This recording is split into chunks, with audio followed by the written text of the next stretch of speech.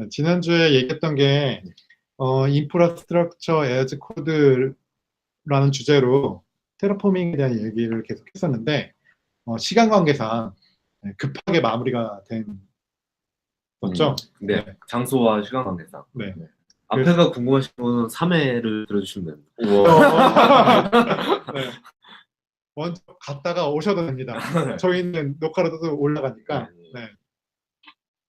지난 마지막 질문이 뭐였죠? 제가 질문했는데 답변 못 들었던 것 같기도 하고. 네. 지난번에 부담님께서 질문만 하고 답변을 못했던 내용이 이제 처음 시작하는 스타트업 같은 경우 물리적인 서버를 두고 시작할 수도 있고 아니면 뭐 아마존에서 인스턴스 몇 개 예약해서 쓸 수도 있는데 그렇게 쓰다가 이렇게 적은 비용 들고 쓰다가 이제 테라포밍을 하면서 얻게 되는 장점, 단점 그리고 전환 비용이 어떻게 되는지에 대해서 질문을 하셨습니다.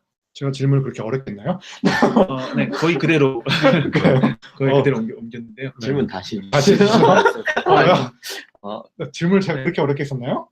그러니까 그 전에 계속 이어오다가 그러니까 먼저 상황 설명을 하자면은 그 회사에서 이제 기존에 그 적은 비용 들고 썼었는데 적은 비용 들고 서비스를 운영하고 있었는데 그 적은 비용이란 건 퍼블릭 클라우드를 안 썼다는 얘기인 네, 퍼블릭 거죠? 클라우드를 안 썼다는 얘기입니다. 네.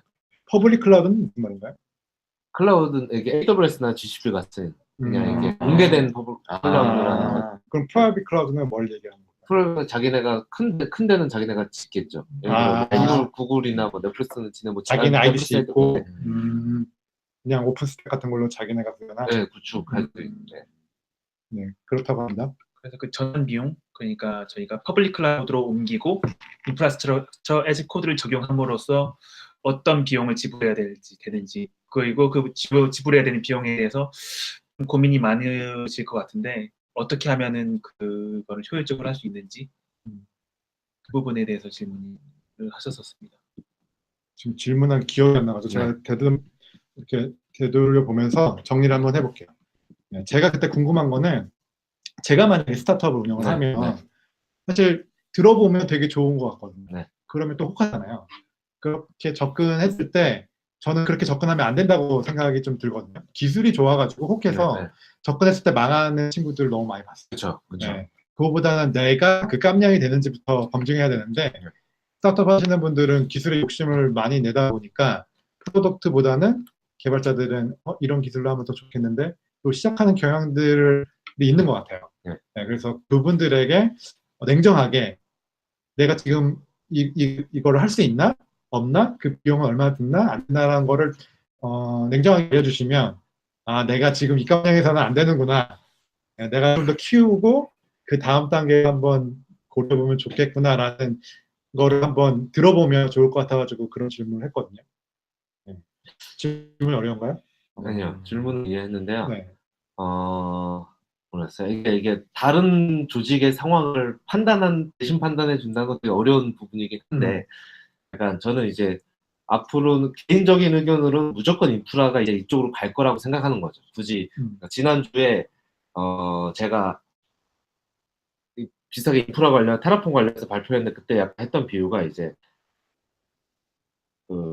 가축이냐? 아니요. 웹 어플리케이션을 FTP로 관리하던 조직이 이제 기술로 관리한 거죠. 그럼 누가 보면 그러니까 부담이죠. 불필요하게 커밋해야 되고 히스토리에 남기라고 그러고 막 옛날에 그냥 FTP 복사만 하면 쫙 다 밟고 끝났는데 그러니까 안 하던 사람한테는 되게 불편한데 기술 도입할 때 뭐가 좋아? 하면 이제 목표하는 가치가 완전 다른 거죠.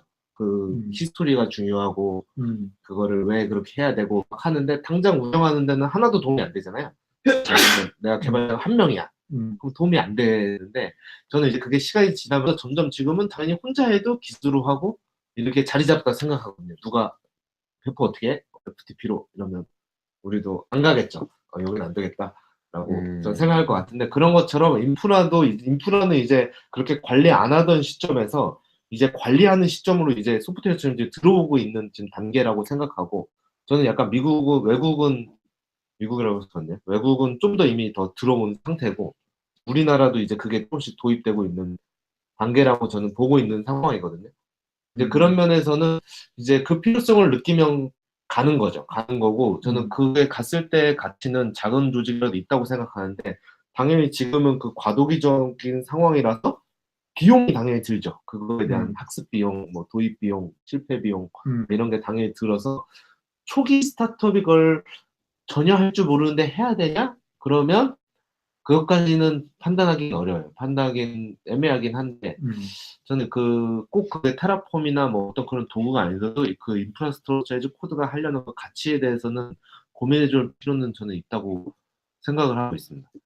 만약에 네. 근데 그런 걸 도입했을 때 시작점들이 있잖아요. 예를 들면 팀 멤버 중 누군가가 거기에 대한 관심이 너무 많아. 네. 그래서 그거를 시작하고 싶어 해서 그분이 주도하에 시작할 수도 있고 네.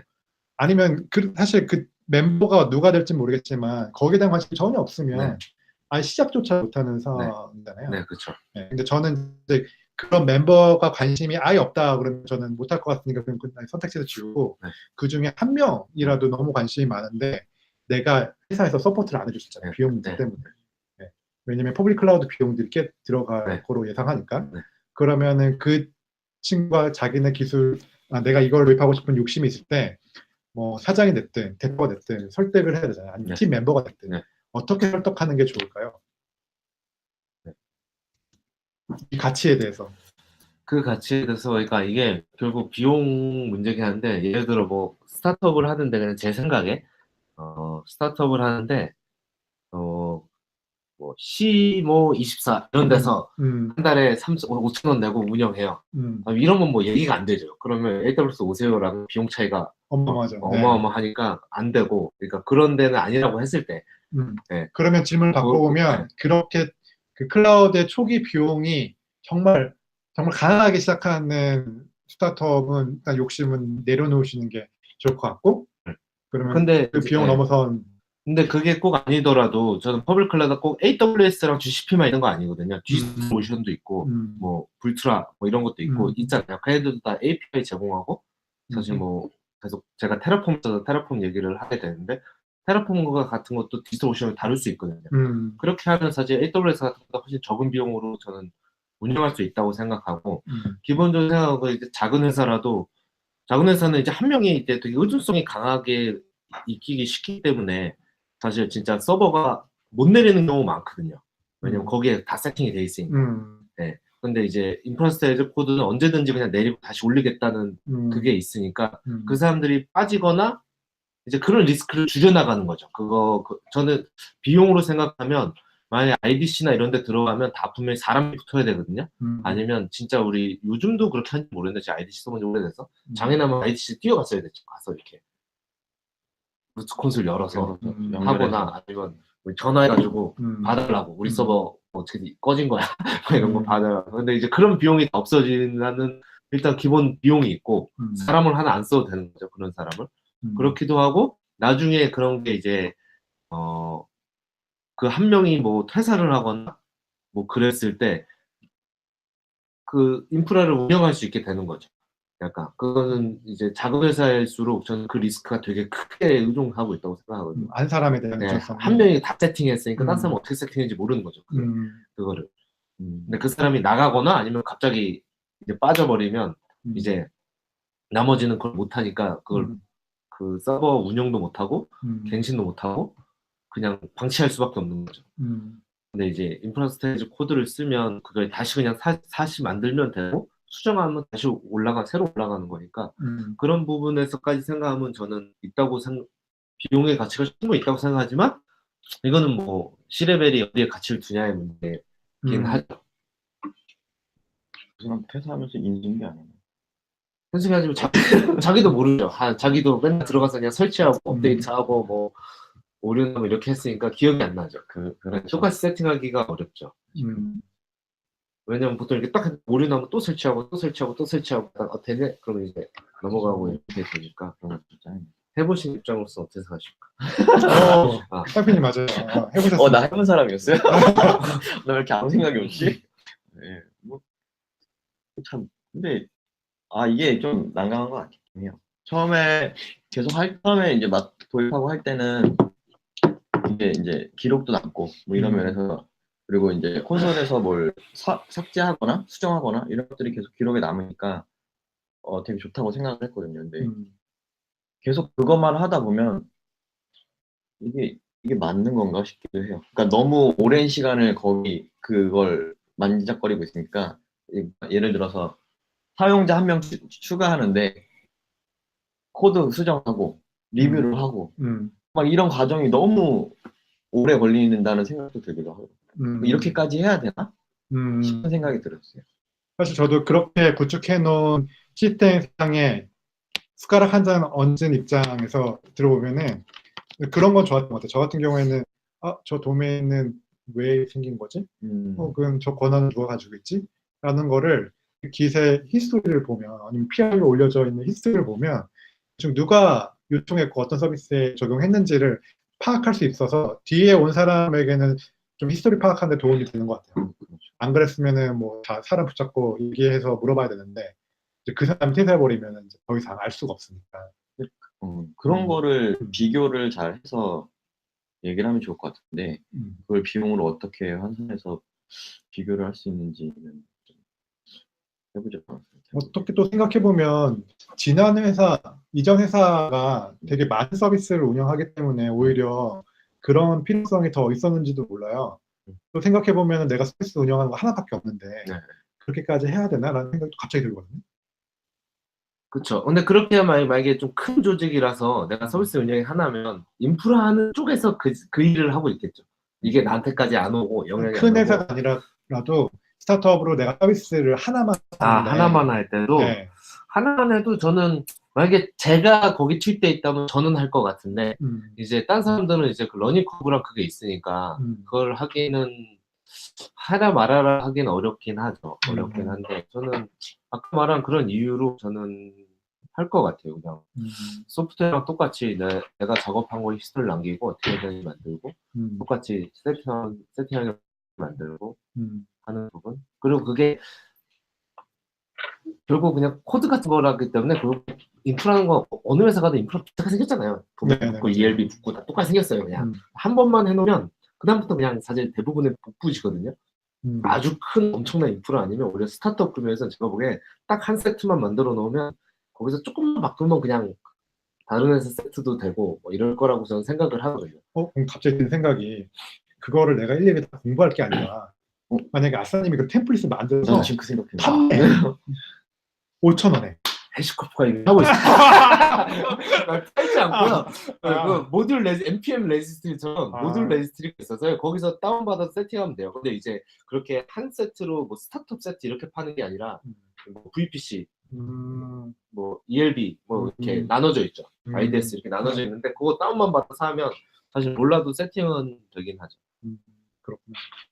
근데 말씀하신 것처럼 이렇게 묶어서 하는 것도 가능할 것 같긴 하네요. 그런 것도 재밌는. 아니면 그것만 딱 세팅해주고 빠지는 그렇죠. 회사가 있어도 좋을 것 같아요. 그러니까 스타트업에 가서 그 초기 세팅 다 그걸로 테라폼으로 해서 딱 해주고 빠지는 거죠. 그러면 거기서는 이제 추후에 그런 것들만 살짝 공부를 하면 기본적인 것만 할 수 있다면은 그럴 것 같긴 해요. 그러면 이제 우리도 돈 벌고 아니 그런 회사를 하고 싶었죠. 투자하실 분은 아싸님에게 연락을 해주시면 아싸님이 일단은 총대를 메고 하신다니까 갑자기요? 그것도 괜찮던데. 또 질문 있으신가요? 문님 혹시 얘기 듣다가 떠오르는 질문들 있나요? 억지로 생각하실 필요는 없나요? 네, 그런 건 아니고 그 인프라스트럭처 재즈 코드 적용하고 난 다음에 아까 상피님이 얘기하셨던 거에서 좀 더 나은 질문인데 그 핫픽스 같은 걸 해야 되는 경우가 있잖아요. 그러니까 코드도 뭐 핫픽스 하려고 하면은 리뷰 없이 바로 올리고 해야 되는데 인프라스트럭처 재즈 코드 같은 경우는 뭐 콘솔에서 직접 수정한 다음에 나중에 따로 변경을 하는 건가 아니면은 그것도 리뷰 없이 그냥 코드 올리고 적용하는 그런 식으로 진행이 돼야 되는 건가요?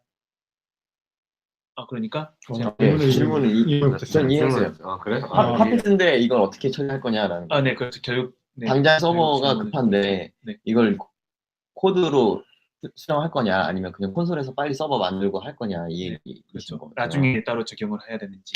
근데 서버가 핫픽스로 내 인스턴스를 필요한 경우가 있나요? 뭐 잘못해서 서버뿐만 아니라 ECS가 그 보안 지웠다 보안 그룹 아니 시큐리티 아니면 뭐 그룹을 시큐리티 넘어가거나. 그룹에 잘못 뺐는데 특정 서버에서 문제 생기거나 네. 이럴 수 있죠. 네네. 근데 어디나 그렇지 핫픽스는 장애 나면 장애 복구가 제일 먼저죠. 네, 장애 복구가 제일 먼저인데 만약에 우리가 쓰고 있으면 리뷰는 안 받지만 만약에 저라면 웹 콘솔 가서 이거 바꾸진 않을 테고 그러면 어차피 우리 소스 코드에 없으니까. 네. 저 갑자기 궁금한 게 그러면 어떤 VPC나 이런 거 전체적으로 딱 네. 구성을 해놨는데 네. 예를 들면 방어 벽에 네. 그 뭐 IP를 특정한 걸 뭐 바꾸거나 네. 특정 IP만을 또 막아야 되는 상황, 네. 시큐리티 그룹에서 네. 그런 상황이 생겼을 때 그런 테라포밍을 하게 되면 전체를 내렸다 올리는 건가요? 아니면 그 부분만 그 업데이트? 부분만 업데이트하는 거죠. 음. 네. 전체 내려도 업데이트 할 수도 있지만 보통은 그 부분만 음. 업데이트 치는 거죠. 음. 네, 웹 콘솔에서 바꾸는 거는 저는 우리도 서비스라고 웹 어플리케이션이라고 생각하면 장애 났을 때 내가 서버 들어가서 거기서 코드 고치고 리스타트한 거랑 비슷하게 느끼기 때문에 우리 기세는 없잖아요. 그런 문제니까 여기서 기세도 바빠도 여기 기세서 해서 올리잖아요. 막 이렇게 테스트 건너뛰더라도 이제 그런 식으로는 테라폼으로 똑같이 핫픽스로는 적용하지만 리뷰는 건너뛰더라도 일단 복구가 우선이죠.